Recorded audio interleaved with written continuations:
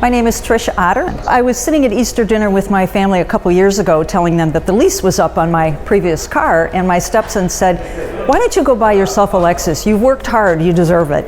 So a few days later, I happened to be in the neighborhood, and I said to the salesman, "What's so special about a Lexus?" And he smiled and said, "I could talk to you all day, but instead, let's go for a ride."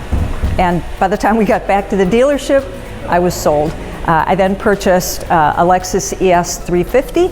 It's not only a great ride, but I feel very safe. Everything is non-distracting as you work things in the car. And in fact, when I bought the car, they showed me how to use every piece of it. So I feel as though I'm using every option that's available. This dealership is top-notch.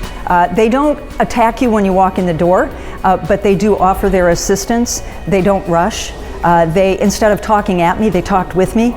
They answered my questions. They really heard what I said when I came in. And ever since then, if I need anything and come back, they're always very open. In fact, it's almost as though it's a homey environment, like they want you here, which is nice.